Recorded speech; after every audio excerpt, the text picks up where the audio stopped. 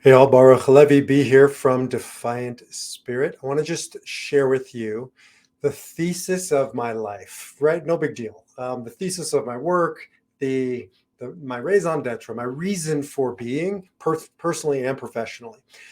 There's a famous teaching in the Talmud about a would-be convert that came to a rabbi named Hillel. Hillel, famous rabbi, many great quotes, and he says to Hillel, "Convert me while on one foot."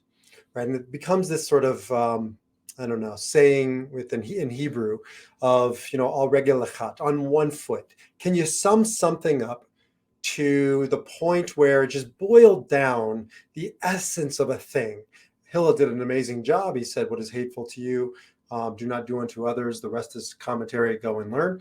But mine isn't that. Mine is this. I'm asked all the time: Defiant Spirit, your work, who you are, what you're about, how you work with people. What is it while standing on one foot? So, standing on one foot, and it is, what is it? It is stop living in reaction and choose your response. It comes from my teacher and mentor, Dr. Viktor Frankl, who said between stimulus and response, there is a space between stimulus happening to us and what we do about it. There is a space, and in that space lies our power to choose our response. So either we're living in reaction, we're victims of our circumstances, we're blown about by the storms of life and the winds wherever they take us. You know how many times I'm counseling somebody and they'll say, "My wife makes me feel bad." This is a grown man, 45 years old, 65 years old, whatever he is. I'll challenge him. "Your wife doesn't make you feel bad." "What do you mean, B? She does make me feel bad. I come home and she does this, this, this." You're a grown man. Like, you're a grown ass man. Nobody can make you feel anything unless you choose to allow it in. You can, sit and make fun of me, my bald head, all you want till the cows come home. I will not choose to allow it to bother me. I've come to terms with my fashion, my good fashion sense. But that's up to me to decide whether it hurts. You don't get to decide that, because I live my life in response, not reaction. Now, I wish that were true. I'm a work in progress, just like the rest of you. We all are, until the day we die. But thinking about what is yours, what do you have power over, and what is not yours. And the truth is, my friends, most of what we think we control, we have say over, we have power over, is not ours. And we don't have that kind of control. Frankl talks about the only thing that you and I will ever have is our ability to choose our response to the thing, to the circumstance. And I don't care how big it is. I call them dark D's: death, disease, divorce, depression, all kinds of things that don't start with D. They wreak havoc upon our lives. And those are the moments when you realize you don't have a choice over the thing, but you do have a choice over your response. The challenge is that most of us forfeit our power to choose, and we give it over to our mean partner, or our pushy boss, or the rude person in the checkout line, or our financial circumstances, or our health conditions, or fill in the blank. Nothing has power to make you feel or do a damn thing if you are a fully cognizant, conscious, autonomous human being.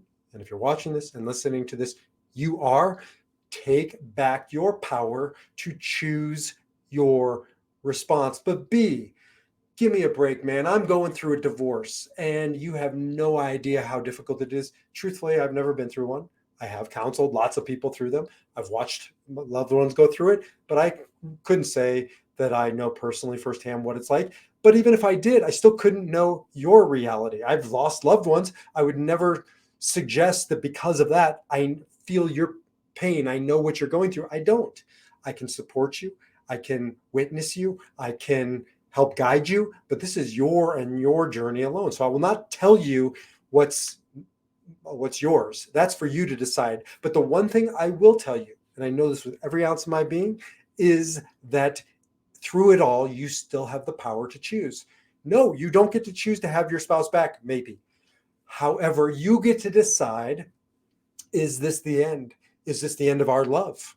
You know how many divorce people I've worked with, what I call responsible divorce, where they've given away everything, not just their finances or their material possessions, but they've given away the memories, the good memories. It all, baby goes out with the bathwater, right? Throw it all out. It's all wrong.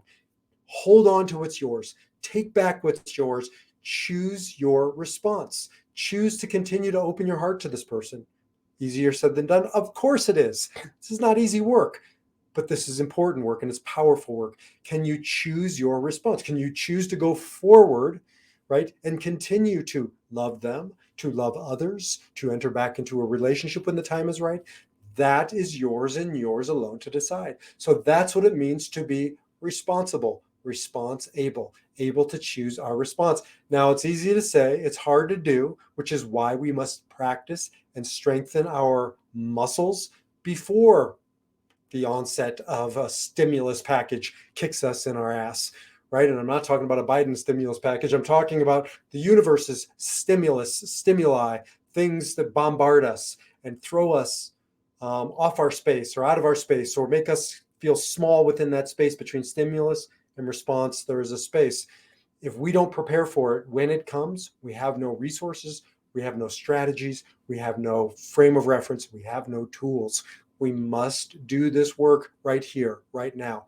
No matter what you're going through, no matter what you will go through, you always have but one power over one thing. Whether or not you're going to outsource your ability to respond, it's called reaction, or whether you're going to take back that power and choose your response. So this is a new series I'm starting. I wrote a little blog to kick it off. You can follow that link in the notes to read the blog, share with anybody. And I'm doing this new series, Responsibility, the ability to choose our response through all of life's crossroads. Divorce is one of them, and death of a loved one, and professional turmoil, and environmental climate change, whatever it is, if it's outside of us, we don't get to control it. But last time I'll say it, we always can choose our response. Are you responsible? Are you responsible? Are you able to choose your response? That's the work that we're doing. Jump over to defiantspirit.org where you can learn more about how to choose your response. Until the next time, defy your number, live your spirit, and I'll see you in the next video.